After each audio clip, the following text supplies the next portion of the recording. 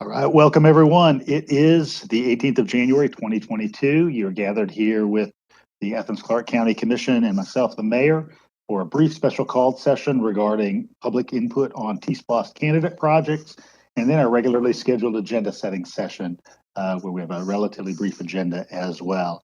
The first order of business tonight is to ask Spratland to call the roll for us.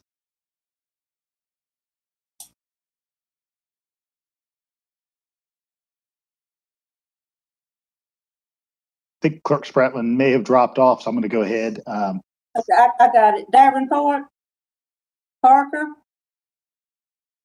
Here. Link, Wright, Present. Jensen, Here. Poole, Here, and I believe Commissioner Davenport just joined as well. Edwards, Here. Myers, Here. Thornton, Hamby, Here. and Davenport. Here. Do we have a quorum? All Dean, right, this is Link. I didn't hear you call my name, but I'm here as well. Yeah, I'm sorry I called it. I just thought I did. Okay, thank you. thanks, Commissioner. Appreciate it. Thank All right. you. So the purpose of this meeting is a public hearing on TSPLOST candidate projects being recommended by the TSPLOST Advisory Committee. And so I want to ask public information in the chamber if there is any public input regarding the TSPLOST program this evening. Yes, we do. All right, welcome. Come right on up. Good evening. Just give us your name, and then you have 3 minutes to provide input on TSPLOST. As I'm sure y'all know, I've been a member of the TSPLOST 2023 Citizens Advisory Committee, and as a group, we listened to 90-ish project proposals, discussed them at length, argued their merits, and voted on a list to submit to you. Some projects just didn't make it either because the ask was too high or others just rose above them in priority. Things like pavement maintenance made it to the very last round of polling, but in the end, we left it off the list hoping that y'all would determine a lesser dollar amount or an alternate funding stream. Certain corridor projects didn't make the final count, not because an alternate funding source was possible, but just because others got voted ahead of them in priority. Please don't negate the work of the citizens of Athens who submitted very specific projects, or the advisory committee, which you hand-selected and asked to give up hundreds of hours, or the staff who was already stretched thin before having to evaluate all these proposals by slapping projects into new buckets so they can add other things to them. Especially, don't make a generic corridor bucket. Buckets mean that once all this is approved and voted forward, new committees will have to be formed, and then they will have to again spend hours and hours over the next year or 2 or 3 to renegotiate the projects, possibly leading to totally different outcomes than the initially submitted and prioritized ones. That's changing the rules after the game. That's not fair. That's not transparent. If you want a specific item added, add it now, specifically as a separate item, and let the public know now what other project or projects you will be taking funding away from before the vote. Thank you. Thanks, Alan. And that was Alan Jones for the record. Anyone else here to speak to TSPLOST? Come right on down.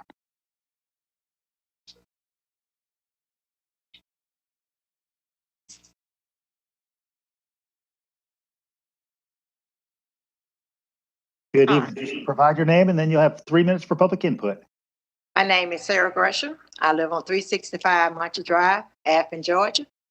I was just here just to be an input to see what y'all doing for District 9.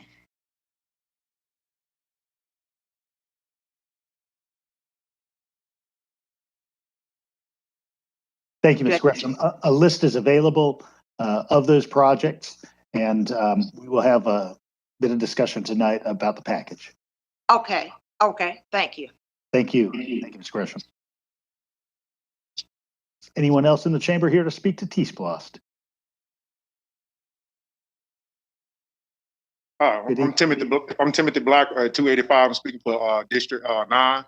I'm still kind of new in the area, but I feel like, you know, from looking over what y'all came up for as a T-SPLOST, what to spend, what y'all gonna do, is not enough to even do anything over there on our side other than putting up signs and four-ways.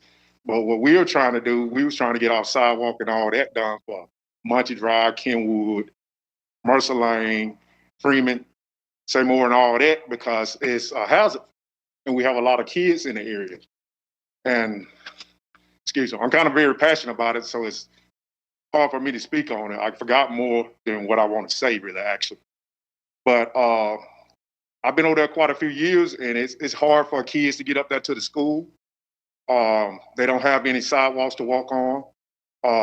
It's not any nightlight. When the bus let people off, like the city transit bus, people don't have any light to get down Monty and Kenwood.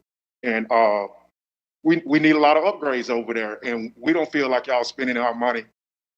Well, the money that we are supposed to get, we feel like we've been shortcut. So, you know, we figure like, you know, $100,000 for District 9 is not going to do anything.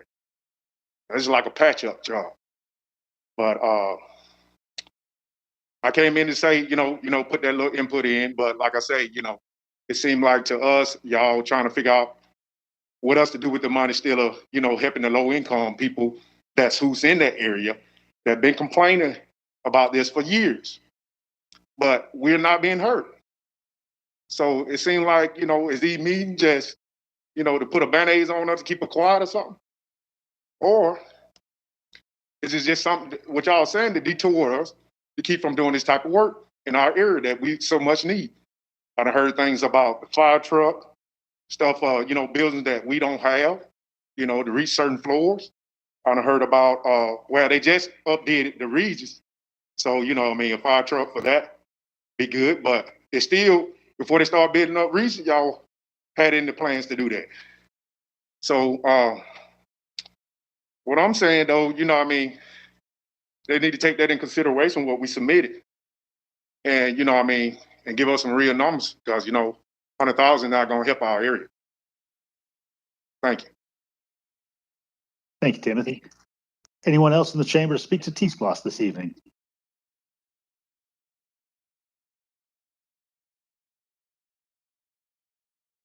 All right, seeing none. Commissioners, this obviously is part of a special called session tonight for public input and is item 15 on our agenda. Given that we do have folks in the chamber, and I know some have likely tuned in for this segment, I'll go ahead and engage in commission conversation right now regarding T-SPLOST. We've had some prior discussion about the kinds of projects that may be available for buckets and may not. So I think I saw Commissioner Davenport and then Commissioner Thornton and Commissioner Myers. Thank you, Mayor. So if I'm correct from my last meeting, we do have a little, what the TSPLOST Advisory Committee has proposed. There's a little bit, almost $10 million left over. I just want to encourage my colleagues to look at the Smithsonian Road and the Smoky Road project. It's only about $2 million, a little less than $2 million. It's out in Winterville, and it's one of those projects that needs to be done where a lot of people are walking on the side of the road and they're looking for road improvement as well as sidewalks. It's desperately needed. And I just want to encourage my colleagues to take a look at them, and hopefully we can put them on the list. Thanks, Commissioner Davenport. I'll get Commissioner Thornton and then Myers and Wright. Mr. Mayor, did we adjourn the special call meeting? No, ma'am. No, we are still discussing the Okay, T-SPLOST package in the context of the special called meeting. Thank you. Go ahead, Avita. Thank you, Mayor. I am proud that two of our District 9 folk came to speak. We want to thank Quazon Payne again for his applications. We have more in District 9 than we've ever had before, so that's a first. But when you look at the projects compared to the dollar amount that's being spent, is no comparison. So I do think that I hope the commissioners, fellow commissioners, would look at that. It's not so much having projects on the referendum, but what is the dollar amount attached to them? And the residents in District 9 really are kind of concerned that they're still paying more than they're getting. So I do want to thank Timmy and Sarah for coming out tonight. My second point is that the North Avenue corridor, we had applied for the RISE grant. We did not get it. I understand it was a top priority, but with the expectations of the RISE grant, and I don't have the dollar amount, I would like for the North Avenue corridor to be considered. That's a very heavily traveled pathway. The bridge outlets are dangerous. We handle all the social services from DFACS, the Homeless Day Center, the Labor Department, the homeless shelter. So you have a lot of people walking along that corridor. And after you pass the second exit off the bridge, there's no lighting and there's no sidewalks. And we have a bunch of small businesses. So even though we're on the list, you know, you can look at the list and see North Avenue is included. There's some crucial areas that need to still be looked at as we negotiate. Thank you. Thank you, Commissioner. Got Commissioner Myers. Yeah, I'm just following up on some stuff I brought up before. And in terms of working on sort of addressing some of the concerns and issues that fellow commissioners have brought up, and put together some buckets, not for North Athens and East Athens, that might work if we have additional revenue streams come in. And so I've talked to some of you already, and I'm going to continue working on that in the next couple of days and see if we can come up with some kind of CDL, because I know our timeline is quite short. In particular, I spent a lot of time today reviewing the pavement information. And, you know, at this point, we're going to either have to put the money in for pavement in this or put it all into the general budget. I mean, we do have a grant that brings some money in, but that's a small portion of the overall needs for pavement. So that's something I'm going to be bringing up. And that, you know, if we look at the pavement item that's on the agenda tonight, really goes across all districts as well. So I will follow up, and if anyone wants to follow up and reach out to me, that would be great as well. Thanks, Commissioner. Got Commissioner Wright and then Commissioner Houle.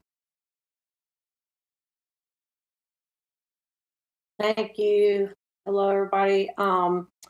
So what I want clarification for, and I appreciate the Mayor Pro Tem reaching out and spending some time with me today, so that some of my concerns aren't as specific as they are, that I think we need clarification. I don't know if it's from the manager or the attorney, and it might not come today, but I think that as we're looking at this, we need clarification, because the amount of money, in my mind, in my experience, the amount of money that's in the referendum from a project has to go to that project.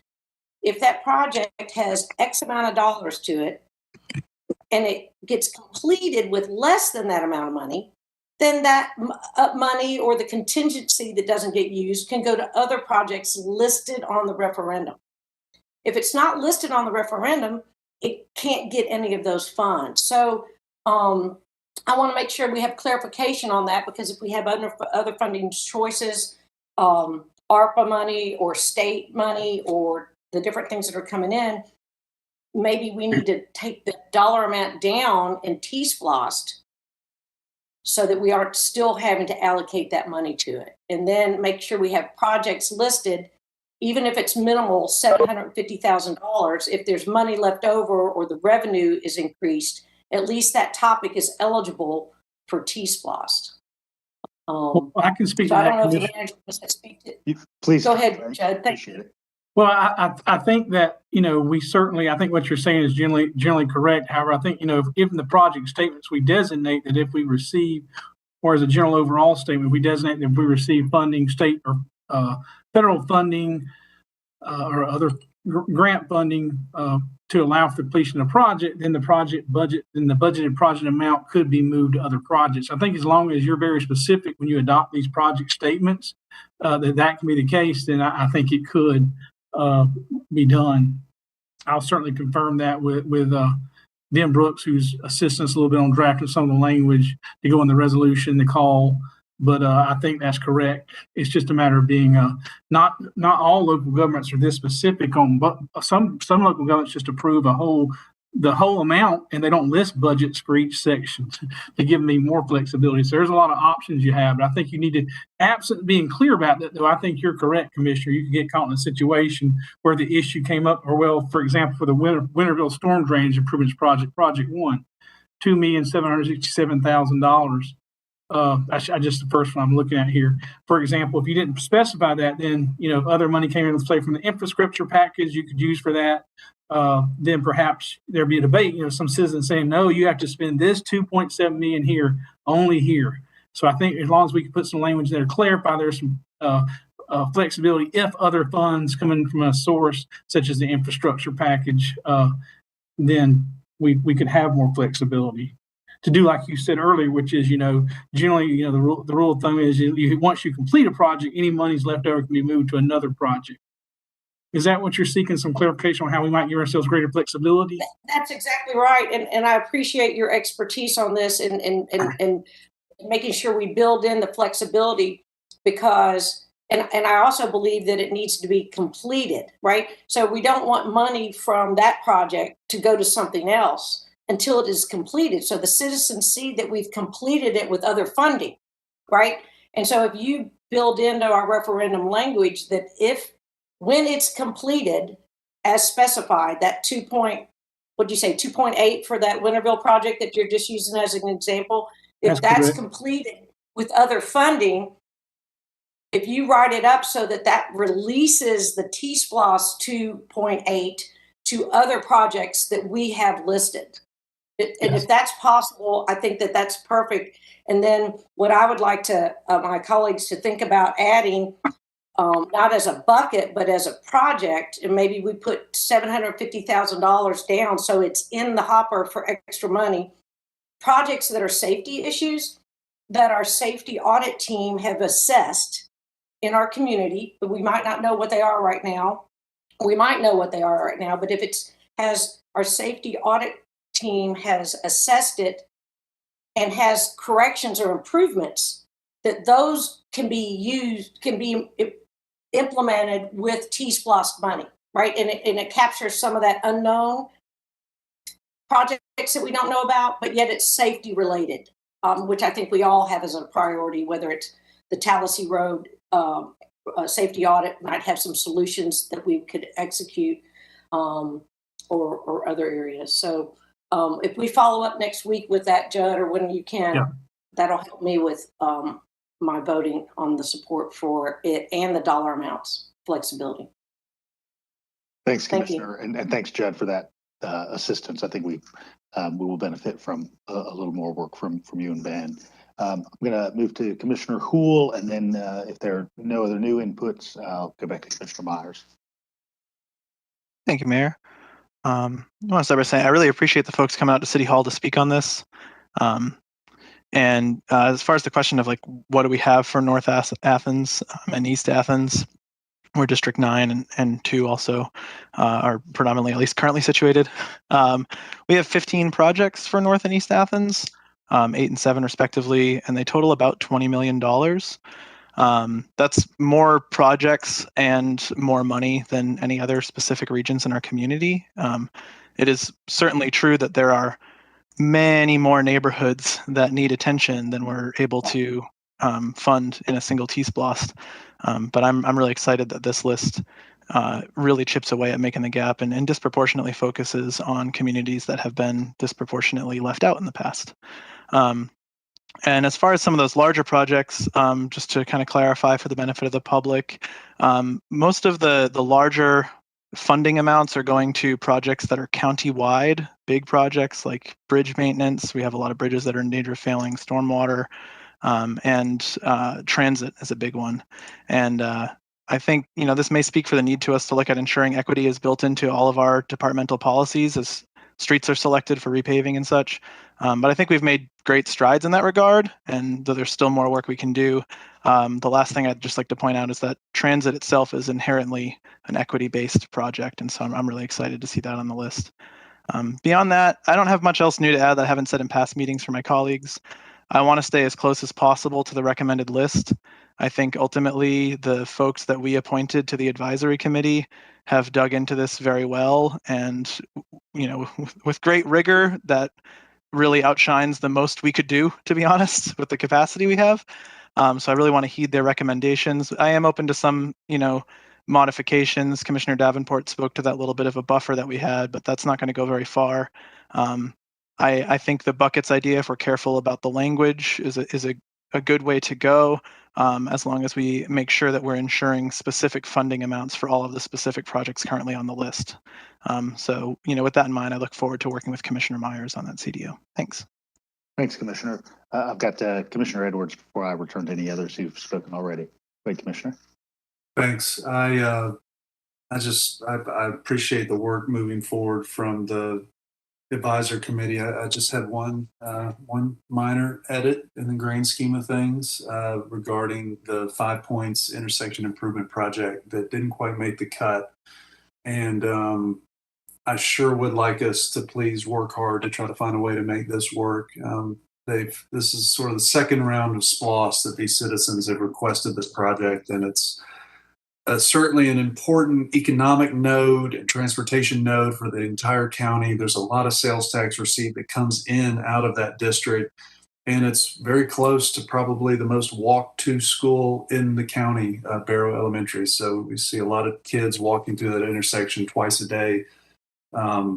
2 crossing guards right now at that intersection every day that we're having to pay for. So, little upgrade to the infrastructure to make the crosswalks make better sense with some refuge spaces could go a long way in making this neighborhood a lot safer and just really serve the entire county. So thanks, everybody. Thanks, Commissioner. Is there anyone who has not spoken yet who'd like to provide input before I return to some of those for a second quick round? All right, I've got Commissioner. Go ahead, Commissioner Link. Yeah, I do have some concerns about the safety aspects of the 5 Points intersection, especially as it pertains to kids walking to school. I feel like that should be a real priority. And so I would hope that we could find some funds to assure that those children can pass through that intersection. There's a lot of walking. It just occurred to me when I was in 5 Points a couple of weeks ago how bad that intersection really is, even to navigate with a car. So I'm hoping that we can heed Commissioner Edwards and his constituents and find some funding to improve that intersection, particularly for the children who cross it every day.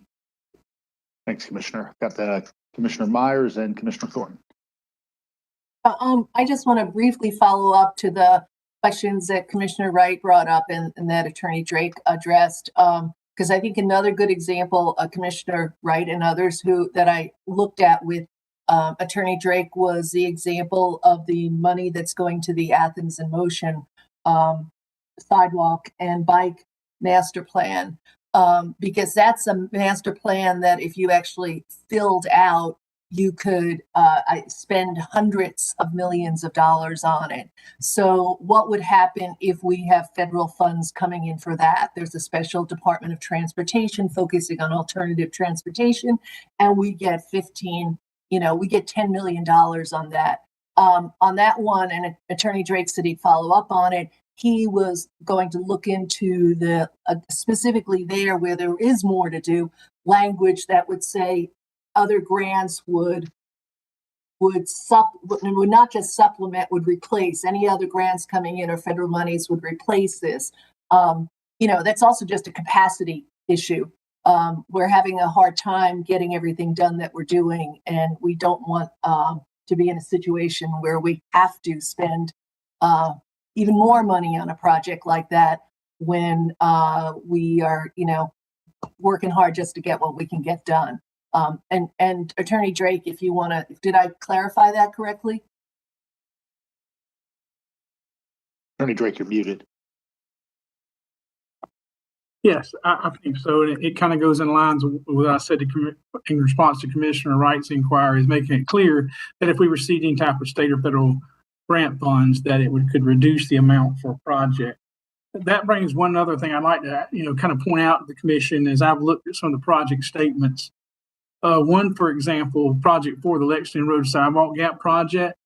This is just an example. This project provides funding for the design and construction of a sidewalk along the eastern side of Lexington Road from Cooper Road, from bus stop in front of Brighton Park Apartments to the East Athens Marketplace property, Walmart Shopping Center, 0.4 of a mile total length, 0.4 of a mile total length. To meet GDOT standards, work will require curb and gutter and stormwater.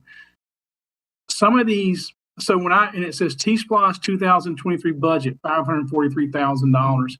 I think we need to have some clarification. I think a lot of you are aware that many of our projects now are coming in way over projected budget because of the rise in construction costs, which means, it could actually cost well more than $543,000. I mean, it could, I'm not saying maybe our SPLOST project coordinators have done an excellent job, but the way I would read this is, we're obligated to do 0.4 of a mile, even if it costs $750,000. And that may be what you, the commission, want. But I think we should have I need some guidance from you. Do we want language in there to say, that perhaps we could do 0.3 of a mile right now, or do we want to do it all? But if you put all, that means all. We've been down that issue before. I can bring up some projects in the past. So I'd like some guidance. There's some other projects that are similarly worded. Hey, Judd. Project 21, Greenway Trail Safety Improvements. This project provides funding for repaving the segment of the North Oconee River Greenway Trail from Sandy Creek Nature Center to Walker Hall. Repaved services include the asphalt multi-use trail, access road, and small vehicle pull-off turnaround area near Walker Hall and to the bridge at Sandy Creek. We got $1,728,000. And again, that may, if it were to come in over budget, hey, Judd. Think about it. We want a little flexibility to say that we can do as much as, we'll spend every dollar on that project, but if it goes over, we may have to look. Yes. I'd like some from the Judd, staff. Judd, yes. Aren't there state law safeguards for when a TSPLOST project becomes infeasible? Yeah, so, but I think that more so means that's talking about where, really infeasible. Like we can't build 0.4 of a mile for $530K. So I don't think that's infeasible. No, I don't think pretty high bar to meet. I think that's a very high bar to meet. Then you have to go back and have another referendum where the citizens vote on how to spend the money, and we don't want that's very cumbersome. So yeah. I think it's a little more technical than that. So I think just having some language in there, that I could draft and some understanding that, and Blaine, maybe you can give some guidance on this. I'm not sure, but that was a concern I had looking at these project statements. That we get in a situation where, yes, we'd like to be able to repave all for Project 21 the entire segment, but rather than coming at 1.7 million, it comes in at 2.4 million.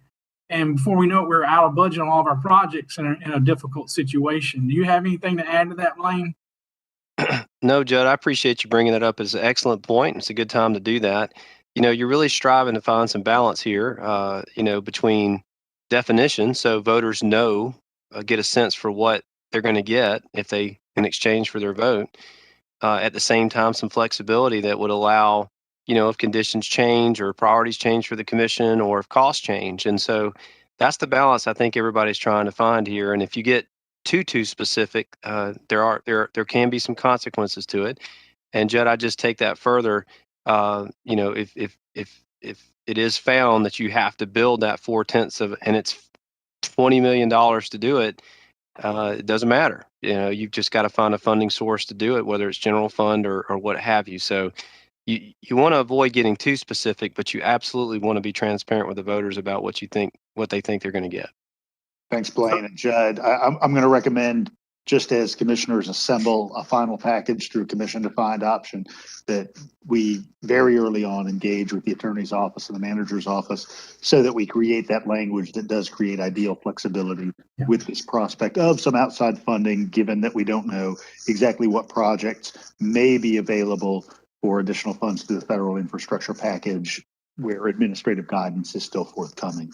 Well, Mr. Mayor, I'd be willing to take this list here and make some changes to add a little flexibility, address the issue that Commissioners Wright and Myers brought up, and also to address what I was just talking about with it highlighted, the language change, so the commissioners themselves can look to see if they were comfortable with the proposed change.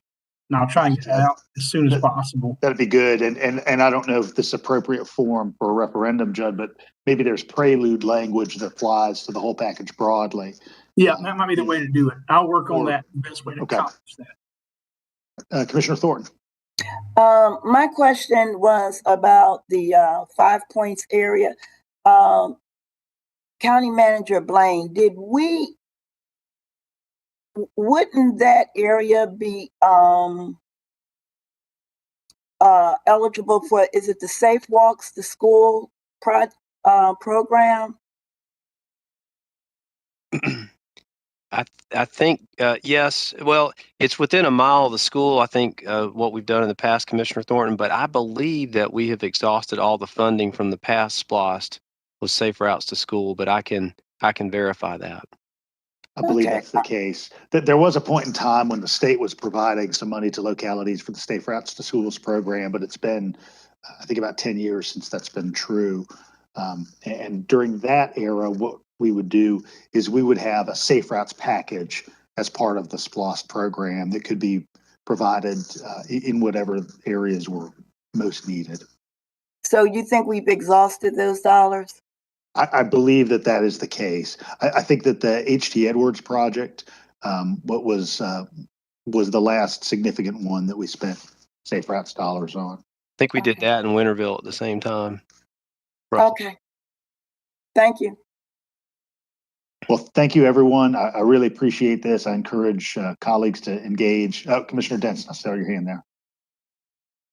Thank you, Mayor. I think Commissioner Gould might have their hand up also, but yeah, I'll jump in at the end here, and I'll again, things I've been saying before also, but definitely still have believe that we need to have some funding going towards the safety improvements for Jefferson Road, a road again that has had 8 deaths in the last 5 years, I believe it was, including one just a few months ago. And I think possibly a way forward with that would be kind of what Commissioner Davenport brought up. We do have some extra funding there, and to build in the flexibility, if we just at least put funding to have these items that we're bringing up on the list so that they are there for that flexibility once we get some extra funding that comes through, if it comes through. But it's likely because we have so many sources right now that we are expecting. And that way we can move funding into these very important projects that did not, unfortunately, make it onto the list at this time. Also, definitely open for us to still be exploring the corridor structure of doing things, as long as we get the language right, which I believe we can. Yeah, I just want to make sure that we are focusing on the safety and health of our community first and foremost. I'll also say, like, I think it's I don't think it's wise for us to get focused too much on commission district numbers, as we've all seen. Right now, musical chairs have happened, and almost every single one of us, if going to represent a district and next year when this money is actually being allocated, are going to be representing different areas. All of these numbers are going to mean different areas. So if we're talking about trying to focus on certain district numbers, well, are we talking about the one right now? Or are we talking about the one next year? And I think it's better for us just to make sure that we're focusing with an eye for equity on the needs for the entire community, which I do agree East and North Athens definitely need quite a bit. But I do think we should be careful about not just throwing out district numbers, because those numbers, as we realize, are extremely fluid. Thanks, Commissioner. Commissioner Gould, did you have your hand up, or was the icon just up from earlier? I forgot to take the icon down. No worries. Yes. I need to get guidance from the commission on one other issue. And that is, in preparing the language for the referendum and the intergovernmental agreement, one option we have is to put language in there which would allow us to issue bonds if we ever wanted to. For the power project, the last SPLOST, T-SPLOST, y'all put the language in there, but you never issued bonds. I think you did issue some debt at the very beginning, but it wasn't bonded debt, like $8 million to kickstart the projects. So if you put the language in there, you do not have to issue bonds. But if you don't put the language in there, you don't have that option. I would recommend and that we put the language in there just in case you ever wanted to. I don't think you'll need to, but to not put it in there and not have that option, I think you might regret later. So finance, Dave Moore, I spoke to him today. Before he was willing to kind of take a look at it and come up with some projections on how that, how much we could. He'd be conservative. He wanted to get some guidance. And okay, is there anyone who would object to putting some language that gave us the discretion, gave you the body the discretion to issue bonds later if you wanted to? Understand you're not required to. Any objections from the body to that as just a prospect? No, I appreciate that a bunch, Judd. I think the functional reality is a lot of these projects will overlap or dovetail with some regular SPLOST projects and potentially some capital projects from other funding sources. And so if we would need to forward fund some of the TSPLOST elements, that would be helpful. And if that requires some bonded indebtedness versus borrowing internally or in a traditional loan, I would want us to have that option. Okay, so we'll draft the language to have that option. The last thing I would just say to you, the commission, is to reemphasize that we are on a timetable for having to for you to really get together and just make some decisions. Ideally, to finalize your project list. Ideally, we want that done, be able to adopt that Tuesday, February 1st, because that would give the cities of Winterville and Bogart the 2 weeks to have a meeting for them to meet and adopt the intergovernmental agreement with the project list attached. And so if we don't do it on the 1st, we're looking at the next Tuesday. That gives them 1 week only to meet.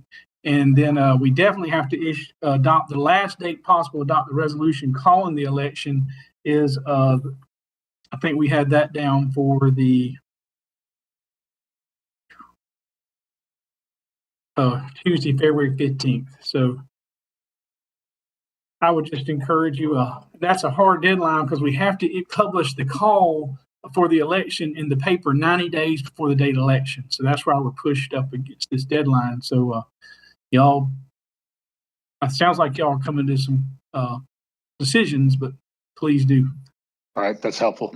So 90 days ahead, that's end of February, things would have to be finalized. No, the deadline, we need a list. By February, we need to be adopting the resolution to call the election on Tuesday, February the 15th.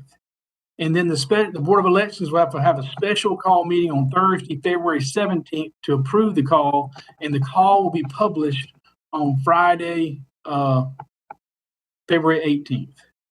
Okay. So that's Appreciate a really that. tight deadline. All right.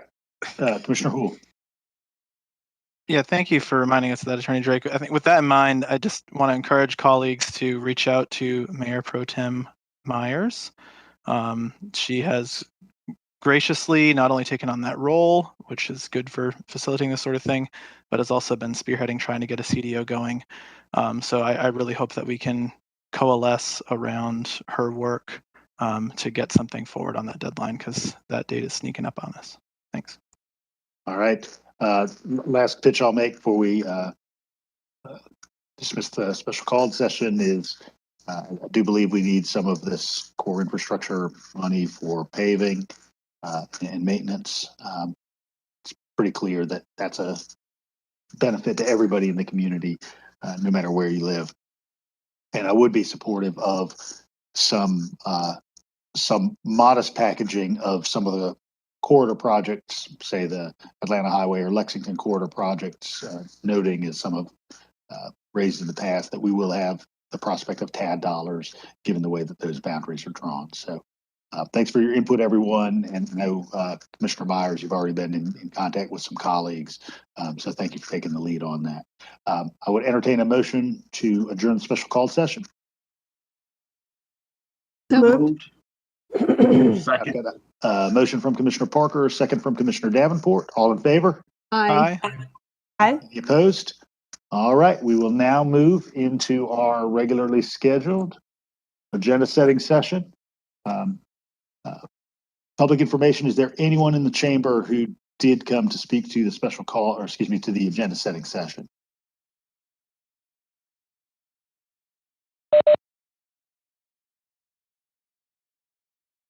Okay, we don't have anyone here. First component of the business on the special called session is the consent agenda. These are items 1 through 4. Is there any commissioner who would like to remove an item from the consent agenda for discussion? Commissioner Houle? Item 3, please. Any others, colleagues? Oh, I'd like to ask a question or two about item number 2. 2.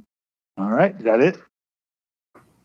All right, we'll go ahead and address these. So, Commissioner Parker, go ahead and begin with item 2. Sure. I just had a question about, and actually give me just a moment to pull this up and have it in front of me. It makes reference to assistance for secondary victims of crime. And so I was just wondering if I could get a definition of what sort of sphere of folks that could possibly include. But we can come back to that at our general voting meeting if you'd like. It's just a small question. So. Sure, and just for the benefit of folks that are watching too, we do generate a follow-up report with those questions after these, and just to make sure that I give you an accurate response, I do want to consult the Solicitor General on his definition of that. Awesome. Yeah, I was just wondering because I know a lot of children or other witnesses to intimate partner violence, are also traumatized by that, and so just wondering what sort of scope of services this may include, since there are a lot more people than just the victim that is involved with the justice system that may be impacted by that. Thank you. Thanks, Commissioner. Commissioner, do you want to leave this on consent and then pull it off again pending whatever response staff provides? Sure, that sounds fine. Okay. Perfect. Commissioner Houle, item 3. Thank you, Mayor.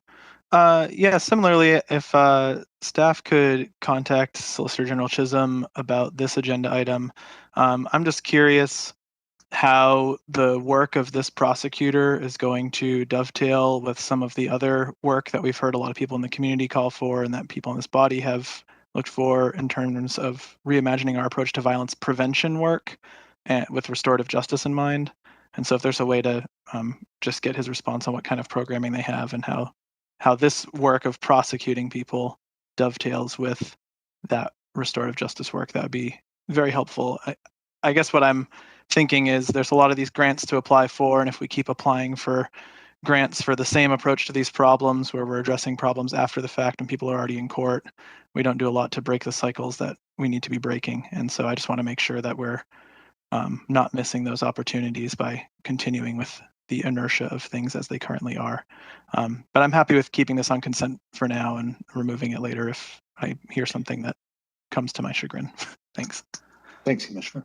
All right, we are going to move on to old and new business. We have, 4 items of old business. First 2 are 2 of the water, sanitary, sewer service exception policy items. Number 5 is 326 Arch Street. Commissioner Parker, is there any update on this one? No, I'm meeting with the property owner on Thursday, and so I think we can just leave these in old business for now. Okay. Any other commission questions on item 5? All right. Item 6, same deal. Any question about this, anyone? Just a little bit of an update. A CDO will be coming down the pike. I really want to thank staff in the manager's office, planning department, and public utilities for helping get that in order. That's for 7, so you're jumping ahead of me. But oh, let me just check, make sure nobody for 6. I'm sorry, Mayor. No worries, no worries. All right, go right ahead. Go ahead, Commissioner. Sorry, I'm so used to us talking about those in tandem that I jumped ahead. My apologies. Yeah, item 7, the pump station, Atlanta Highway. CDO's coming. Thanks, SF. The CDO is basically going to accomplish 2 major things. It'll set up a method for accountability to ensure that these sorts of things, these large pump stations, are properly maintained in the years ahead. hopefully also ensuring some kind of noticing requirements to residents as residents change hands. And it will also set up a policy for making sure that solar is incorporated as a new standard to these sorts of things. So I really want to thank staff for help on that. As far as this particular agenda item, I'm going to be bringing forward the CDO either way. I'm kind of meditating on what I think about this. If we approve this pump station, it will essentially double the density that is allowed in this neighborhood. And so I'm just going to be weighing heavily the feedback I get from constituents as I consider whether to, allow that by right larger scale development to occur if we say yes on this. But either way, the elements of the CDO for these broader policies can be incorporated moving forward. Thanks. Thanks, Commissioner. Any further input on 7? All right, moving on to 8. We, of course, have a contract with Jacobs Management Company regarding our SPLOST and TSPLOST programs, and this just amends our interaction with them so that they can support the Athens Neighborhood Hearth Center. And you can see a flow chart describing roles and responsibilities in the agenda item. Any questions about this item? This could go on consent, possibly, I believe. Does anybody have any objections to that? I know Manager Williams kind of had a little bit of input, and then Commissioner Wright had a question. So go ahead, Manager Williams. Well, yes. Well, Commissioner Link, I'll leave that to you and Gene and the mayor. But so I want to apologize for this. This was something you actually approved at the last meeting, and there were a couple of late revisions to the MOU with Athens Neighborhood Hearth Center that we discovered almost immediately after the vote, and that was modifying the lease term, clarifying, that our role in procurement would meet the requirements of the Georgia Public Works Construction Law, and additional contractual details, as well as just making sure that you had the most recent version of the Jacobs contract amendment. So this is a cleanup from a decision you made at the last meeting to make sure that you have all that information in the correct form. Thanks, Manager Williams. Appreciate it. Commissioner Wright? Thank you. Can we clarify or make sure that it's in the contract if we came across, sorry, I clicked the wrong button. If we came across a priority to fund this expansion so that they didn't have to finance it, do we have a way that they could wrap up if we were to allocate money to fund their expansion? I think you could make that decision at any time, and I guess it would just depend on where they were and the type of financing that they were pursuing. Right. Well, I guess if we could make sure, how when you have a loan and you want to make sure it says no penalty for early payoff, can we make sure that's in there in case they had an opportunity to have an early payoff? Well, in this case, they're providing 100% of the funding from an external source, and all they wanted in exchange for us was at least a 20-year, lease that were committed, so they could enjoy the addition that they paid for a sufficient amount of time that would make it operationally, Okay, so it sounds like that we would want to make sure they have that in their paperwork instead of it being part of our paperwork.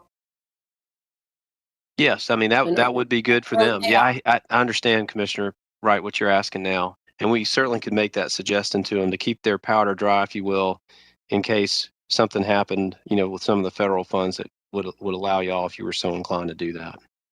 Right, and if you could communicate that while you guys are talking, I think that would give us a window of opportunity to help in an area that I think we all would like to be able to help once we start working on actually delegating priorities from the federal funds or state funds.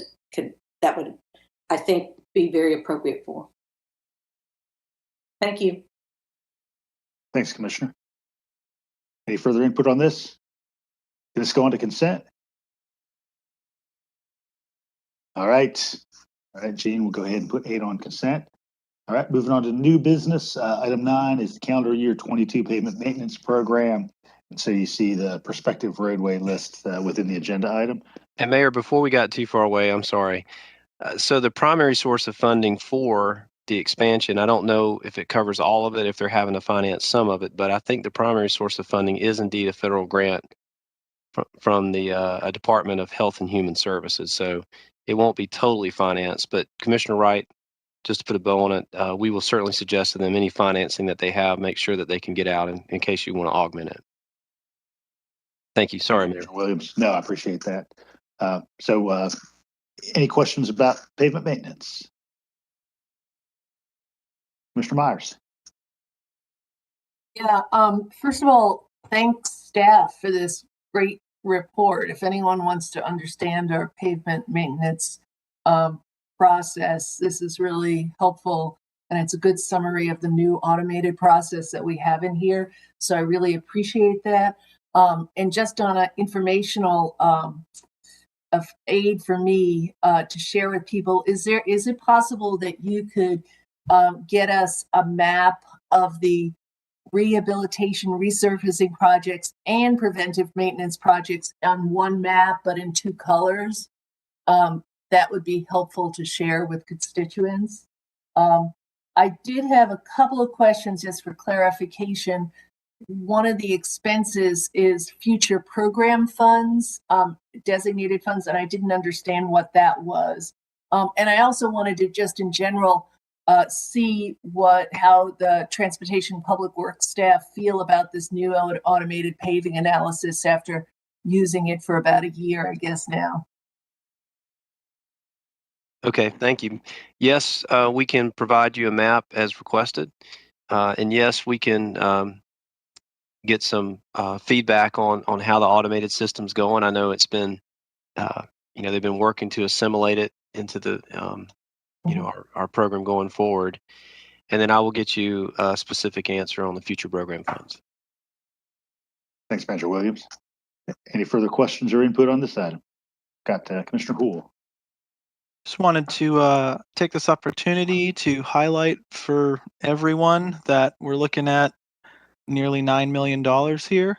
And we currently have $0 for pavement maintenance on our TSPLOST list. And we're talking about that $10 million buffer.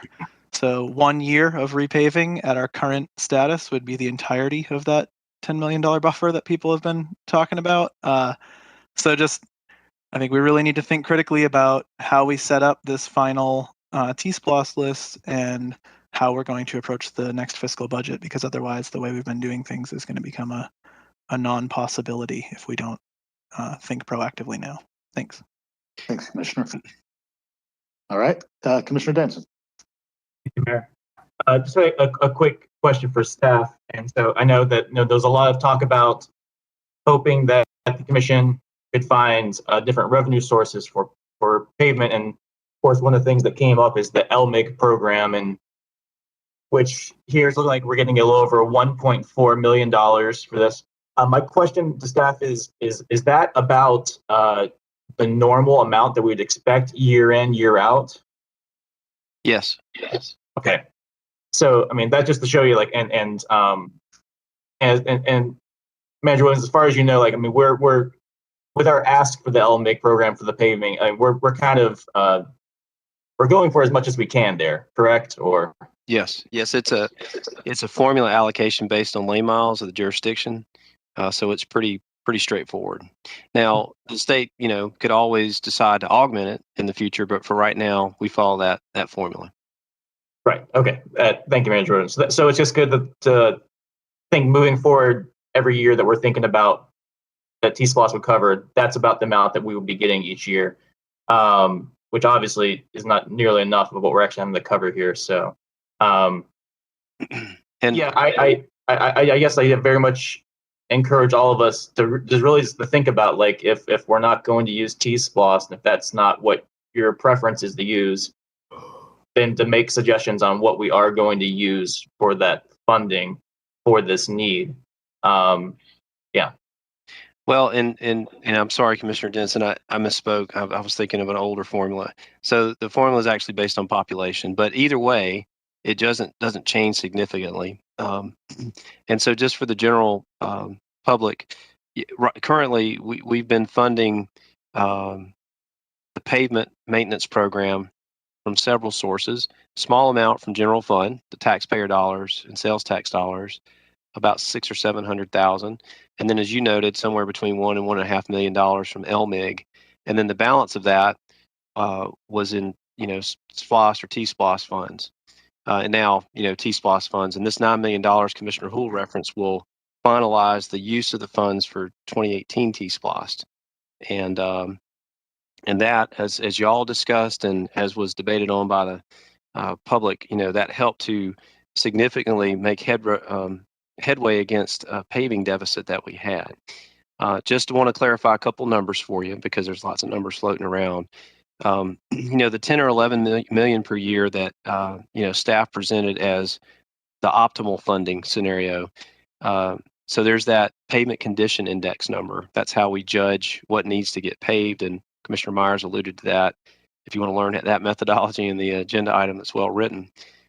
So that you can raise your pavement condition index across the county by investing that much into it. The lower end of that, the status quo scenario, which is referenced the figure of 8.4 million in your agenda item, is what we're trying to do if you just want to kind of hold steady. And so it's somewhere between $8.5 and $11 million that we'd like to target going forward. I say all that to say, and I'll stop after this, that up till now, we've been trying to fund $5, $6, $7 million, of which only about north of $2 million has come from LMIG and general fund, the rest of it being made up from TSPLOST. So for TSPLOST to go away 100% as a source would leave a significant deficit to make up from other sources. Some of y'all have brought up the infrastructure bill, and as I mentioned, perhaps at our last meeting, Jacobs pulled in some of their folks out of DC, and they broke down how the infrastructure money was going to be allocated. We all discussed the $24 million, which is specifically for transit and not for paving. But there are some block grants that'll be made available to the states that could be used for a variety of purposes, but we just don't have that information yet. Thanks, Manager Williams. I appreciate that. Commissioner Denson, is that everything? All right, Commissioner Parker, and then if no one else is interested in providing input, I'll circle back to Commissioner Myers. Thank you, Mr. Mayor. And this might be a question that we'll need to return to. It once again is kind of overlapping TSPLOST and Pavement Maintenance Program, since there is in the recommendations for SPLOST 2023, $244,000 for East Athens Neighborhood Pavement Management. And so I just would like to understand both. I probably need to talk to the project author, in addition to y'all, pertaining to how that sort of interfaces with things like our existing pavement management program. Would operationally this be separate because it is like it's a standalone TSPLOST project? Is this viewed as a way to supplement existing projects, or to supplant some of that funding? So to make sure the funding for this area is covered, I guess, just to understand how that would interface with the larger program of pavement maintenance would be really helpful. Okay, will do. Just some quick answers. Okay, great. That's fine. Or unless you have any thoughts at this time. Well, I would say first off that we definitely would try and use a contractor that we procured for the larger countywide, because if you tried to procure it for that small level, you'd use it up pretty quickly. And I would think we absolutely would follow our current methodology for evaluating roads. And it would really be up to y'all to give us some direction if it makes the list, whether you wanted it to supplant or augment. And that's a principled discussion about, is it an overlay? Because up till now, we've always just gone and tried to fix the roads where they most needed it, regardless of geographic area. So we'll get you a more detailed answer than that, but further direction from y'all is helpful in that as well. Okay, thanks. And I'm sure it'll be helpful to hear from the project applicant too. But yeah, thank you. Anybody who has not spoken yet before I circle back to Commissioner Myers? Go ahead, Commissioner Myers. In response really quick to Commissioner Parker's point, that's an important topic to follow through. But looking over here at my numbers, I see what a small amount that is going to East Athens, 244,000, compared with the 9 million that we're looking at right now. So that's just a point to keep in mind. The other thing I just wanted to highlight, because it hasn't been brought up, is that we in the report it says that describes how the transportation and public works staff have initiated discussions with the purchasing staff to look at the possibility of advertising for more than one contractor, 2 or more qualified contractors. And I know this has been an issue that's come up with other commissioners and myself, watching what's going on and how long it takes to get done. So I was really pleased to read that you all are moving forward with that, and just wanted to point that out. Thanks, Commissioner Myers. And I know Commissioner Hamby's been consistent on raising that issue. The other thing that we talked about too was that we want to recognize some efficiency. And what I mean by that is we have I think over time, very clinically determined what are the absolute worst segments and dealt with those to be fair. But I think we're missing an opportunity if there is an adjacent segment, even one that's connected to that is on the precipice of becoming under the threshold. And while they're there, it might make more sense for them to knock it out. And so staff is really looking at some flexibility there to try and maximize the cost efficiency of what we're doing. I saw that component in the agenda report, Manager Williams. I appreciate staff thinking in those terms. All right. Can this go to consent? Or everybody okay? All right, Gene, we're going to move this to consent. All right, and we are moving on to the public art for the Oconee River Greenway Network connectors. A couple locations sort of north of Highway 78, or excuse me, south of Highway 78 suggested here. Any questions about this? Consent? Commissioner Link? Yeah, I'd say this should go on consent. All right, consent it is. All right, moving on to the Tallassee Bridge replacement, for which we now have a recommendation for award, item 11. Go ahead, Tim. Thank you, Mayor. Yeah, just a quick question. I mean, I know this has been delayed quite a bit. I know a lot of that was because of I understand the Southern Company gas line not having their permitting in place, but so I get 2 questions then. So on that, since a lot of that delay was created not by us having the permitting, but I understand that costs are going to kind of being accruing as this project is kind of held out. Was there substantial increased cost because of the delays that were created with that whole issue with the permitting from Southern Company Gas? And Manager Williams, if you don't have, I know that's a very specific question, so if you don't have that, I'm fine with that being the report. But Well, my quick answer, Commissioner, would be we only went through the bidding exercise, recently, so it would be hard to quantify. I mean, I think you could argue there was escalation based on just everything that's going on around us and with materials and logistics, supply chain, but I'm not sure that we could make a case for that. And I'm not sure, and I defer to Attorney Drake, that there's really any recourse for that. It's just part of project delays, really. Okay. Okay. That's fine. If you find anything specific, that's great. If not, I understand. Thank you. A big question though is, what are we looking at for a timeline now?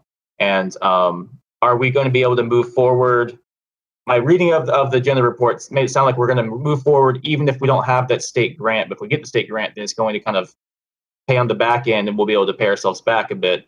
Is there, where are we looking at the timeline for actually getting construction started on this? Because people in my district and that live down Tallassee Road, especially those who have to walk, are just desperately in need for this to move forward. And that's one reason why we wanted you to go ahead and move forward, because we feel like this is a really competitive bid based on everything that we were seeing. and this would allow them to go ahead and move forward. My understanding is that within a few months they could begin, some of the site work that's associated with this. I'd have to double check. How long it's going to take, but it's a pretty complicated project. So I think at least a year. And I would say too that approving this agenda item will allow us to move forward with or without the grant, either way. But if we get the grant, it gives you the safety valve, not unlike what the principal, Mr. Wright, was alluding to, where we could, supplant those funds with that different source if it comes through. Yeah, I definitely support us moving forward on this bid. It is, like you said, very competitive. But so I know in the past we were talking about that April of this year was when we thought construction would start. We're thinking that it might be a year out, you're saying, or a year out before it's completed? Yes, it'd be at least a year out before it was completed, I think. Okay. And I'll verify that. But no, I think construction could start in earnest within the next few months, and we take advantage of the good weather of the summer. Okay, awesome. Well, yeah, with that, I definitely support this. I would go ahead and have this put on consent agenda. And Commissioner Denson, just to be clear, because I know expectations, I'll get this back, but it's going to be a 12 to 18 month construction time period. Yeah, thank you for clarifying. Yeah, appreciate it. Thanks, Manager Williams. Commissioner Houle. Thank you, Mayor. Yeah, I'm excited for this to move forward. One of my two questions I think was more or less covered by that exchange, which was just to make sure that the grant, if we do get it, that the timing of this moving forward isn't affected by whether we get the grant or not. But I was just hoping that in our report we could get a little explanation from staff on how they anticipate traffic management will go during construction. This bridge and the bridge that's out in Fowler Mill are probably two of the 5 things I most get asked about right now. So just having some clarifications on like kind of during which phases do we expect closures and how will traffic be rerouted so people can kind of know what to expect because coming down the pike. Thanks. Thanks, Commissioner Houle. Those were my questions. Exactly. Commissioner Myers, did you have your hand up for this item? Yeah, I just had a question about the funding. I'm, totally supportive of the project. And I talked to Manager Williams briefly at sometime in the last week about this, but I'm still a little confused about it. To cover the additional budget price, there's about a little over $400,000 in funds coming from the sidewalk and the pedestrian improvement project. And this is where I'm a little bit confused. I went and looked at the TSPLOST list for the pedestrian projects. And right now, the budget over there is $10.5 million, more or less, in that bucket of money. The projects that are lined up right now have budgets that add up to $13 million. So how does that affect those 4 sidewalk projects? And along with that is, like, I was looking at the TSPLOST money. We're allocating unallocated earned interest to this project. Could you address what the $11 million in revenue variance is and why we couldn't be using some of that here? Does that make sense? Yes, thank you. We'll have that in the follow-up report. Commissioner Denson. Thank you. And I just wanted to clarify so I didn't get a bunch of calls freaking out from constituents. My understanding is that the plan that was chosen to move forward on this bridge would not have any major closures because they will keep the old bridge open while they are constructing the new bridge. And then once the new bridge is completed and traffic's moved over to it, then the old bridge will be destroyed. I just want to clarify that because I know if I have anybody, constituents in that area watching right now, they might have just freaked out hearing the word closures for that area. So, sure, thank you, and that's understandable, given Fowler Mill for sure. So, the intent is to maintain traffic during construction, and we'll be working with the PIO to let folks know what's going on. And staff tells me also that there will be variable message boards that'll display upcoming traffic pattern changes and/or lane restrictions. So we will communicate that, and we will have no closures associated with this, hopefully. Thank you. Thanks, Manager Williams. All right, everybody good here? Can we put this on consent? All right, Gene, 11 going to consent. We are winning tonight. All right, item 12 is the bus stop and facility transfer improvements. We of course had a work session about this just last week. Kind of from that and the agenda item we have in front of us, are there any questions? Commissioner Myers, do you have your hand up from the left? Okay.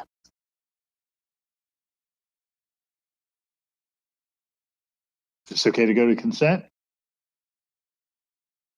All right. 12 also going to consent. All right. Item 13 is the Prince Avenue corridor improvements, part of TSPLOST 2018. Any input on this item? Commissioner Link? Yes. Commissioner Denson and I had a little bit of back and forth with some of our constituents in the Normaltown and Boulevard neighborhoods. We're really excited to see these projects moving forward. There was particular discussion around the Talmadge intersection possible realignment. There's real interest in moving that project forward as quickly as possible. And from what I understand, it falls under GDOT purview. And there was a conceptual image of what that intersection might look like. And on one page, it says it would be redesigned to be a right in, right out. But from what I understand from the Prince Avenue, a member of the Prince Avenue committee, the drawing does not indicate the right in, right out. So I'm just looking for a little bit of clarity from staff as to what the local projection is for that intersection. Has it been determined? I know there's supposed to be some GDOT public input going on. What the process moving forward for that is, and if this is still kind of a fuzzy project and the details will be determined.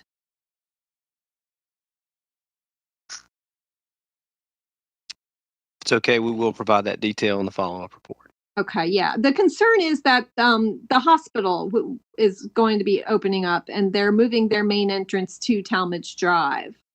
And that intersection has always been really hairy. The pedestrian crossing there is extremely dangerous. It doesn't meet correctly.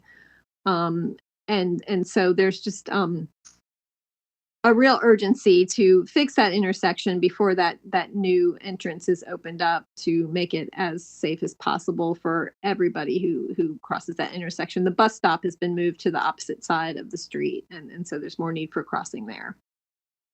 Thanks, Commissioner. Thank you. Any further input on this item? Mr. Myers. Yeah, I was reviewing what we're going to be requested to do on this. With these projects, they're going to, I guess we're approving the recommended priority list, and we are authorizing staff to advance the proposed projects to the conceptual plan phase. Is the user group still going to continue to be involved then as these? Yes, I see a nod there. Yes,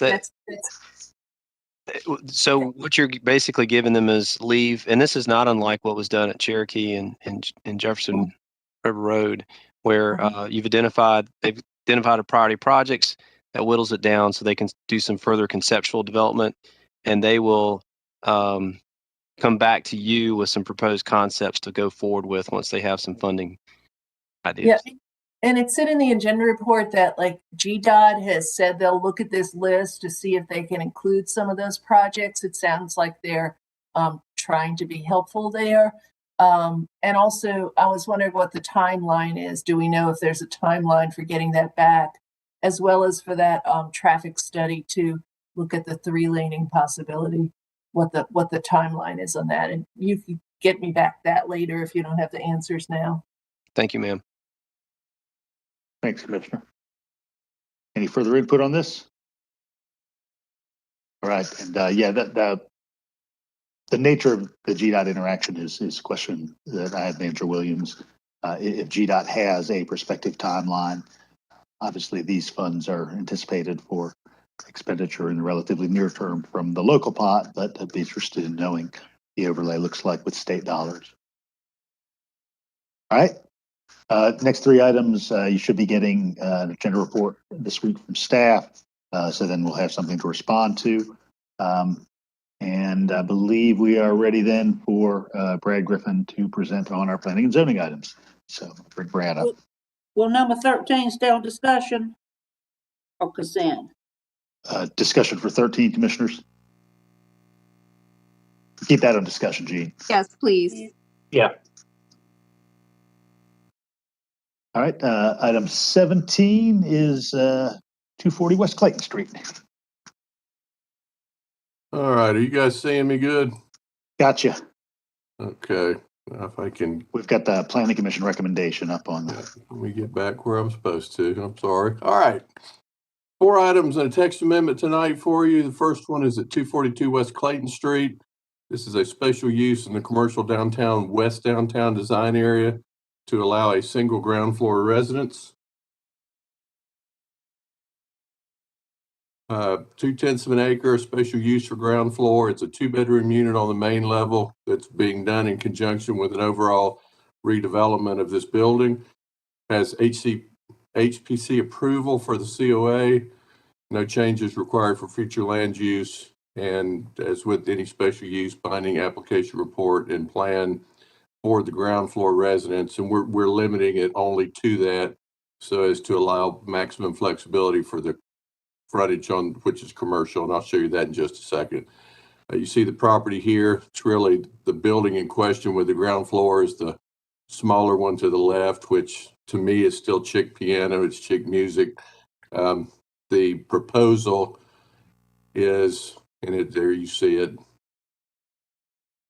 and you see it there on the left. It is to maintain probably the front 60% of that ground floor of chick music as retail and add a single dwelling to the rear that would enter off of the side access point.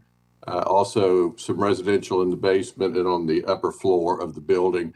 Those are both allowed by right already. The special use is only for that unit you see there in the salmon color.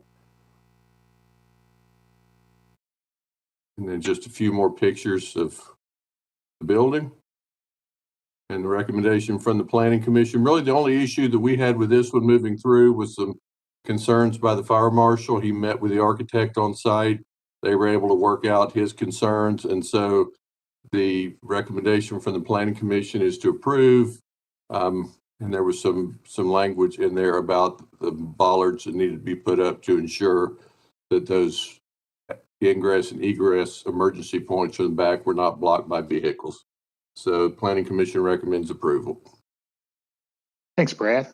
This is in your district, Melissa. Yeah, I mean, this makes perfect sense. I have no objections to this, and I'll be supporting it. Right. Thank you. Anyone else?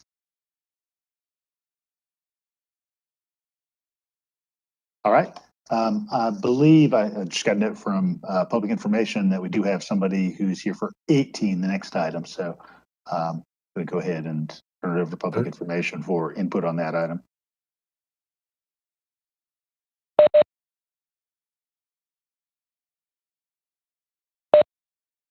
It's going to take them just a second. I apologize, y'all.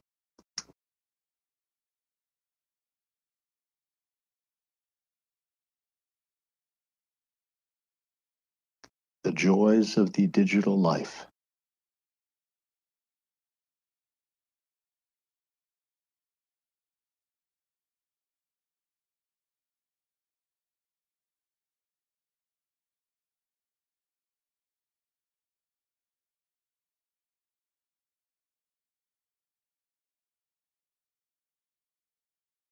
What'd you do, Brad? I am completely innocent. I'm at my office. I probably should have. I didn't realize we were going to have somebody down there. I could have had a staff member there. Sorry, Jeff. All right. Here we are. Good evening. Thanks for coming down. Good evening. Go right ahead. And sorry to be the causer of so much trouble.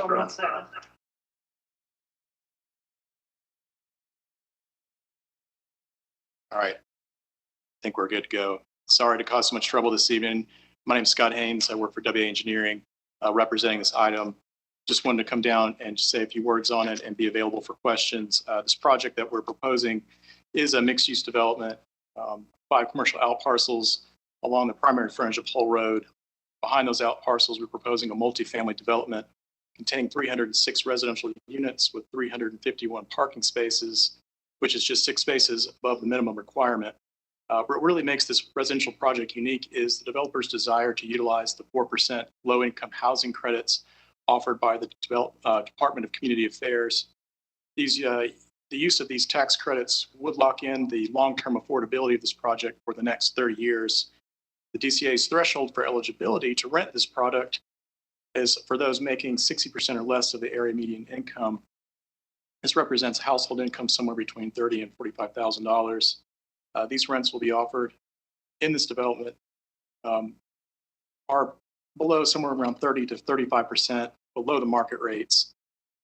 Even at these reduced rates, these units will still be very nice. They'll offer amenities such as in-unit washers and dryers, an exercise facility, community room, meeting rooms, and a swimming pool. We provide typical elevations for these structures, and I hope you'll agree that these are very nice exteriors with brick and stone, siding accents and facades. Most importantly, these facades look exactly like other market rate type products, so there'll be no distinguishing between them and any other product. We feel this location is appropriate for this type of housing given the proximity to the neighboring Kroger supermarket and the center around it, and also the proximity to public transportation via the bus stop near the corner of Hull and 129. I think it's also important to note that full-time students are prohibited from renting these units. So your typical full-time UGA student will not be eligible for this housing. Alternatively, someone who is in the workforce and is going to school part-time would be eligible. I think that's an important distinction, and that's a restriction by the IRS. We are asking for a variance against the plaza requirements. Basically, those requirements are based around commercial developments near the right-of-way. This obviously is set back from the right-of-way and is more private in nature, and therefore public plaza spaces aren't necessarily appropriate. I want to thank you for your time tonight. Sorry again for causing so much trouble. And if you have any questions, I'll be happy to answer them. Thanks. Thanks, Mr. Haynes. Appreciate it. I think that's the only one in the chamber to speak to this item, so I'll turn it back to Brad for his presentation.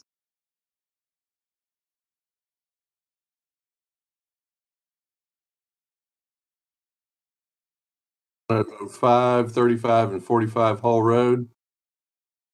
It is a rezone, a special use in the commercial general if that zoning takes place, and then a variance associated with the special use.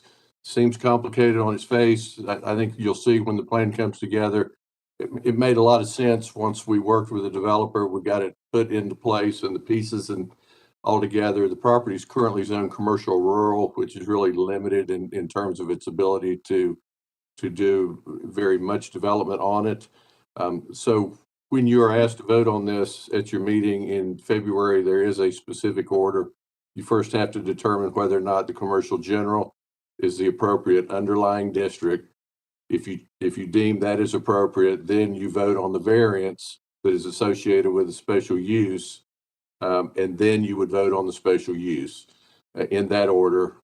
This one's a little bit different, but we can walk you through that when we get there in February as well. Here's the subject property along Highway 72, immediately behind the Kroger you see there in the lower left on your screen. There will be connection to that Kroger right here. And there was a design connection when Kroger was put in. The developer realizes there are grading challenges. If you go out there and look at that connection right now, it is steep getting up there, but they are showing that connection to go in, ultimately tie into this property and extend all the way across to the far end here for future long-term development options. Currently CR to CG. And then you see here, it was important to staff and to the property owner as well to preserve this frontage along 72 for general commercial purposes. And so if approved, those would be zoned commercial general. Here's where you see the access tie-in, and it would come across the rear of those properties and tie in on the far side. But then the rear of the property is where the special use is requesting the ground floor residential. This is a LIHTC project, as Mr. Haynes indicated, restricted under those federal restrictions to low income housing. And we feel like the design's appropriate. for it, and the location, the walkability to shopping is all in an appropriate location as well. Architectural elevations of the buildings. Planning Commission recommendation is approval of all three. The zoning first, they think that it is appropriate. It's a compatible district with what's in the area already. The variance is restricted only to that portion that is for the multifamily, and it is dealing with commercial plaza or public plaza space associated with developments of a certain size in a CG or commercial zone. That's why the condition would limit it to the multifamily if and when we ended up with the commercial development across the front that exceeded those thresholds, they would still be responsible for providing the public plaza at the time of development. And then also with the special use conditions being the cross-access easement, along with a sewer line extension to the eastern property lines, as I pointed out earlier. And so that concludes staff's presentation. Planning Commission recommends approval of all three. Thanks, Brad. I appreciate it. This is in your district, Avita.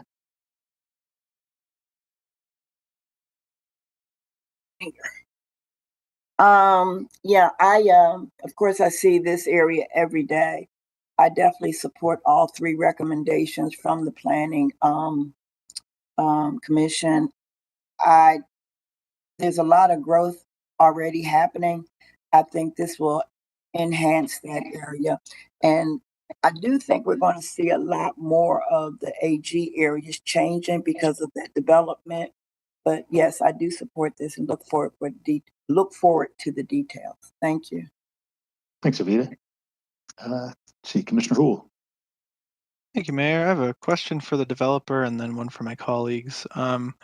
So first for the developer, if he's still there, I hope. Is this going to create another audio-visual nightmare? I see that they've cut the feed, but I just want to make sure that I got my figures correct here, that it's 5%, maybe this could go to Brad too, 5% of units dedicated to people at or below 60% of AMI for 30 years. And then if I do have that correct, I just wanted to clarify the number of bedrooms in those units and then what happens after 30 years. I'm going to turn that one back over to Mr. Haynes because I think it is more than that, but Scott can explain to you. Yeah, and he is here. Scott, did you hear that? I did. That was just me trying to scribble while I was listening, so that's why I want to make sure I got it right. I might have got it wrong. I did.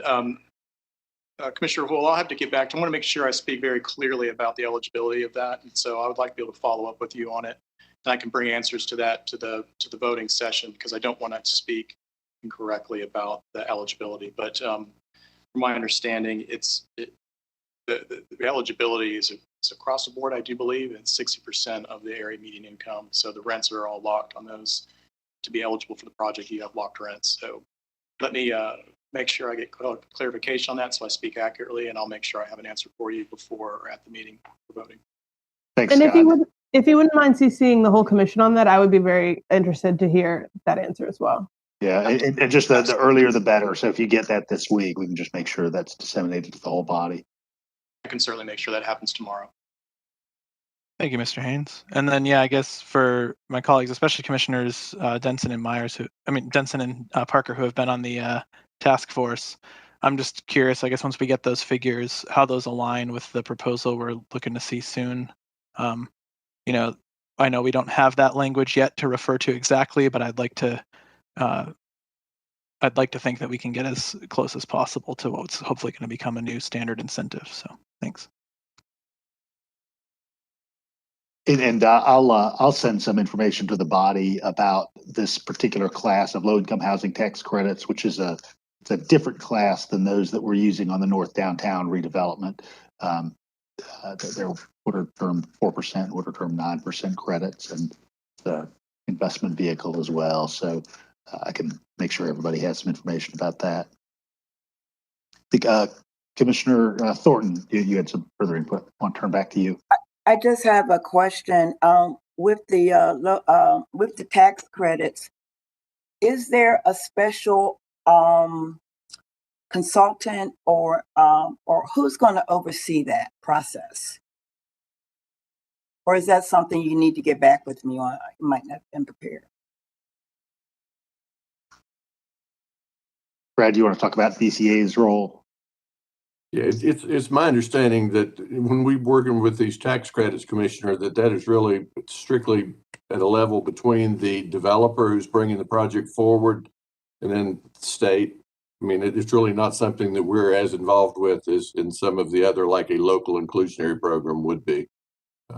But it does carry with it a lot of teeth and gives us a high level of assurance that it will be staunchly enforced and regulated. So the state is the oversight, not the local government. That's my understanding, yes. Okay, thank you. Any further questions about this one? Go ahead, Tim. Thank you, Mayor. This is just to Commissioner Hull's comments, and my understanding, pulling up the latest draft that's being worked on with the inclusionary housing committee for something, and Brad, please correct me if I'm wrong, but for something that would be zoned commercial general, once this goes into that, I think the affordable units required for the program would be between 15 and 20%. So this would be under what would be asked in that program. It would, and that would be in conjunction with the doubling of the density, Commissioner. I mean, this one is coming forward with base density and still the affordable component to it. Right, correct. Yeah. Thanks, that's helpful clarification. So they're not asking for a density bonus in CG beyond the 24 beds an acre. All right, go ahead, Brad. Okay. Oops.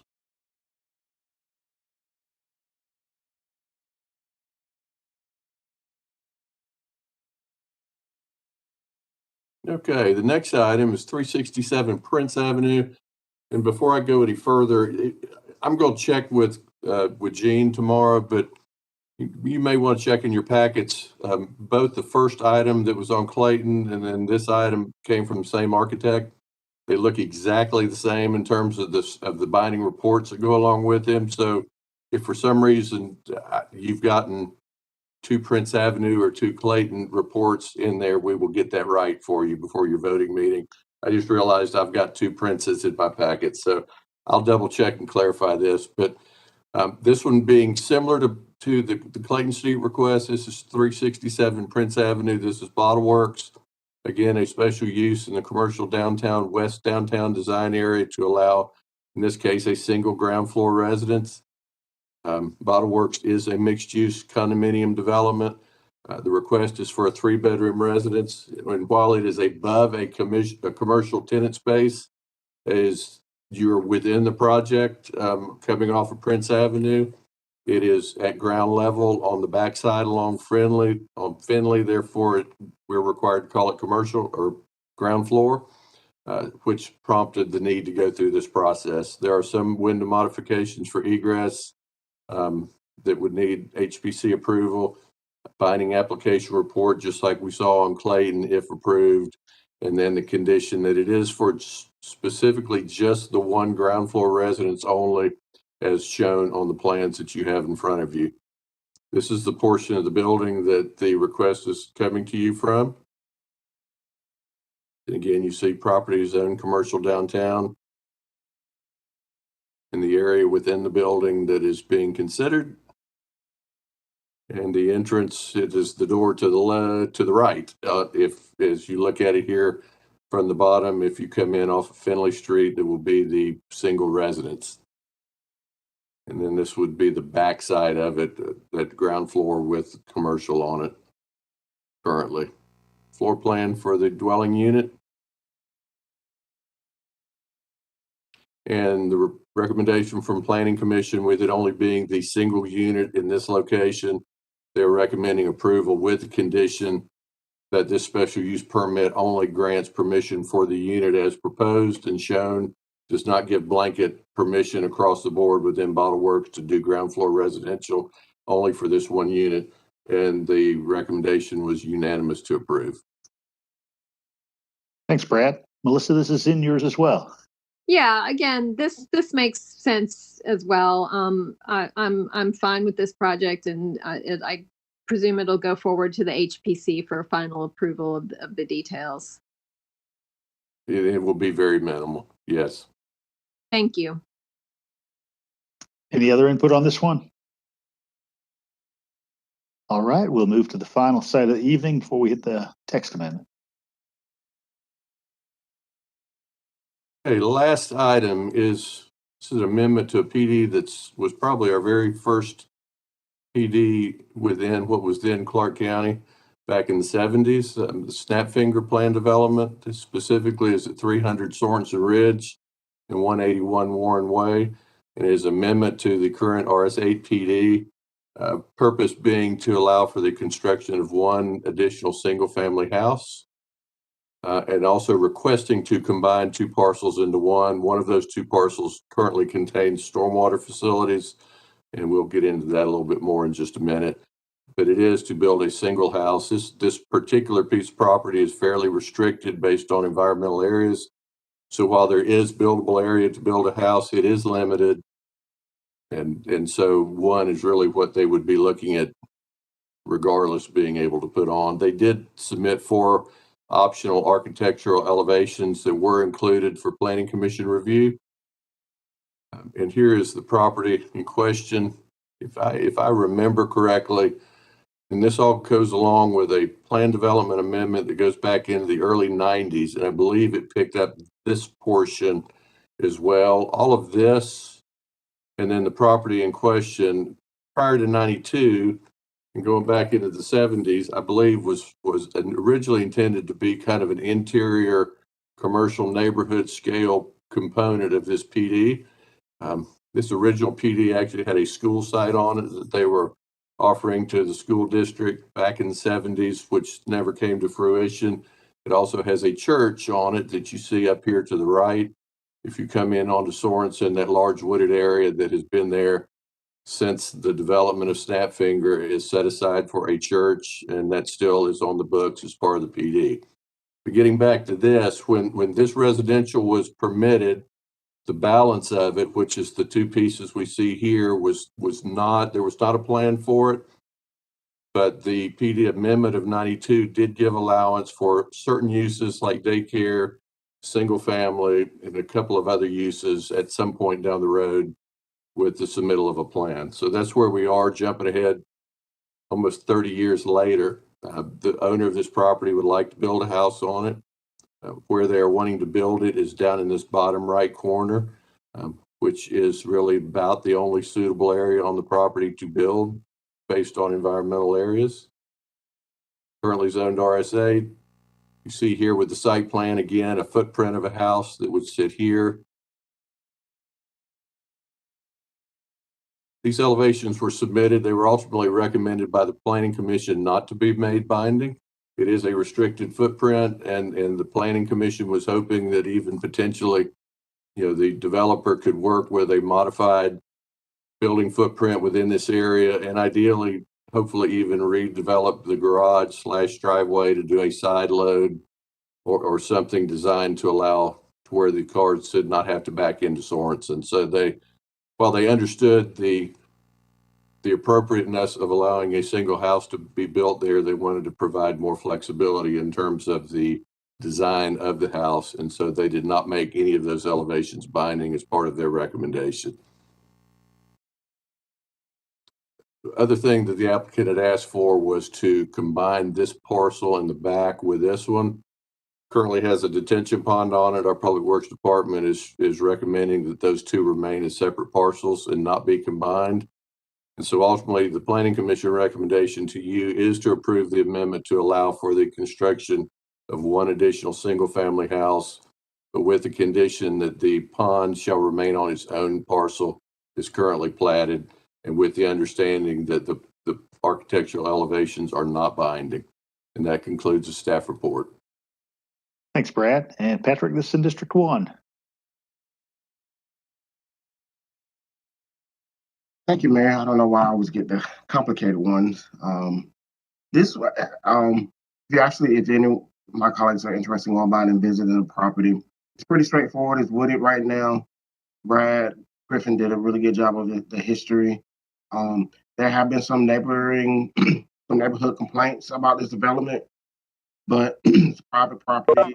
The individual just wants to build a home on it at the front end.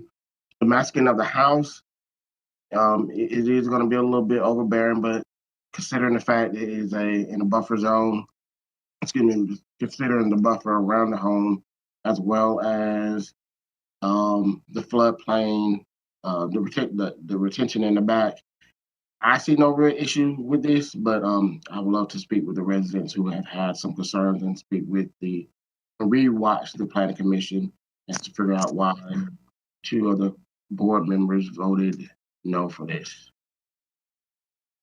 That's Thanks, it. Patrick. Any further questions or input on this one? All right, well, we will see this again in a couple of weeks. All right, Brad, we have one text amendment regarding the airport overlay zone. Yes, sir. This actually, I say it comes to you from the airport authority, that it originated with discussions between airport staff, planning staff. The authority was involved with it as well. As you guys are very well aware, that currently the airport overlay, which is in place as a protection to the operation of the runway, and it sets up approach zones and transition zones for the approaches to those runways. And within those zones, currently our zoning ordinance restricts the creation of lots to no smaller than 1 acre in size, regardless of the underlying zoning district. And that's why you have seen the only way to get around that 1 acre minimum lot size currently is to request a plan development to ask for smaller lots. And so that's why you've seen the PDs come through, the amendment recently on Dublin Street that the Land Trust brought through for the 7 or 8 lots on Dublin. Underlying RS5 zoning district, all of those lots certainly met RS5 standards. They were certainly less than 1 acre, which is what drove the PD. As the airport authority began to see more of these, they met and really kind of took the position through a recommendation that, in their opinion, as long as development of properties were limited to single-family homes on lots that met the underlying zoning's minimum lot size, they should not be restricted to that 1 acre minimum, as the airport authority did not feel like that type of development in areas that were largely already developed and new lots at the same size, that really did not create a significant impact on airport operations. And so the recommendation from them was, while any of the other uses that are still special uses, churches, restaurants, multifamily, duplex, all of those things that tend to gather more people together in dense areas would still remain special use only and have to come through the process for approval and review by them. They felt like the creation of lots that met zoning for the purpose of single family construction should be a by right use, no more PD, as long as they met those criteria set forth in the ordinance regarding type of roof and lighting and those other things. And so the amendment effectively is to eliminate that 1 acre minimum lot size. Planning Commission looked at it. They discussed it for a while. And, I think what it came down to with the Planning Commission was that, there were members of the Planning Commission that certainly maintained an interest. When you've got the PD, you've got a little more control on the design, what it looks like, the development. But if the purpose of the overlay was strictly to protect the airport, and the airport's now saying that there's no real need to protect this anymore, to keep the overlay in place in order to control something that has nothing to do with what the intent of the overlay was, I think puts us on shaky ground with it. So that's why staff supported the amendment as well. Ultimately, the Planning Commission is also recommending to you that it be approved, and it actually came to you with an 8-1 vote to approve the recommended amendment. Thanks, Brad. That was a good summary. Commissioner Parker. Thank you, Mr. Mayor. First of all, I was wondering if there is a map of the airport overlay zone online somewhere, just to get a full scope of what areas will be affected. I'm aware of which ones in my district, but I'd also like to know Commissioner Myers and Davenport's districts, for example, what areas are impacted. There certainly should be, and I'll look, and then maybe we can get you a better one. It's going to show up anytime you see a copy of the zoning map. The overlay is on it, but at that scale, when you start drilling down to specific streets and areas, it gets pretty small pretty quickly. But yeah, that's something that we can certainly, and it's hard to see because it's an overlay, but it may be something that I can put together rather easily for all of you and just email you a copy of it. That'd be helpful, Brad. I actually was looking for a high-res version on our website just a few weeks ago and couldn't find one. So yeah, if staff can put something together, I think that'd be really good for everyone. Is email okay? Yeah, that's great. Or if it's helpful for folks to have it in the agenda packet so that constituents can also see easily what areas affected, then that might be cool too. I mean, you actually, so I raised my hand and then you started speaking into exactly the issues that were on my mind as I read this. I mean, it makes perfect sense, but we are also losing like one of our few points of leverage in sort of guiding the direction of new development. But as with the previous text amendment around math grading, et cetera, you don't want to keep bad policy on the books to, try to, incentivize affordable housing. But my question was, though, pertaining to duplexes, like large scale developments, et cetera, would still have to come through a PD process. But things like we've actually discussed in the inclusionary zoning working group, we're doing this missing middle housing scan to determine, ways we could change the code to get more of a sort of infill development that is smaller in scale and might be better for more affordable for middle income and lower income folks. And so I wondered if there was a structural reason why single family homes were okay, but something still relatively modest like a duplex would not be allowed. Yeah, I think duplexes always fallen. I don't have a good answer for you. Duplexes have always fallen into kind of that non-single family. And so they get pushed up into the echelon of multifamily, even though technically they're not multifamily. But duplex, triplex, all the way up through a large apartment complex would all be looked at the same way as would a church, a movie theater, a restaurant. Those types of uses that have always been special use, which still doesn't mean you can't do it, but it puts it through your approval process with a recommendation from the airport authority. Where if you're simply building single family homes on individual lots, it would put it back as a by right product.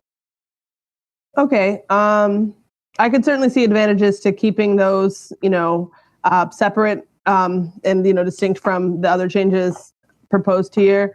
I also see advantages to somehow including things like duplexes to, make it easier for developers to develop a kind of housing that is a little more affordable than a lot of the single family homes we're seeing built right now. But I would ultimately, defer to my colleagues since this is more than just my district, as well to hear the pros and cons of that if anyone has other thoughts. Thanks, Commissioner. Commissioner Thornton, did you have your hand up for this item? Oh, okay. I think the icon was still up. Commissioner Link. Yeah. I'm curious. We are going to see some recommendations regarding, I assume, regarding single family housing and the possible incorporation of ADUs or backyard tiny homes or something like that, which would offer some of those opportunities for a little bit of additional density in single family zones.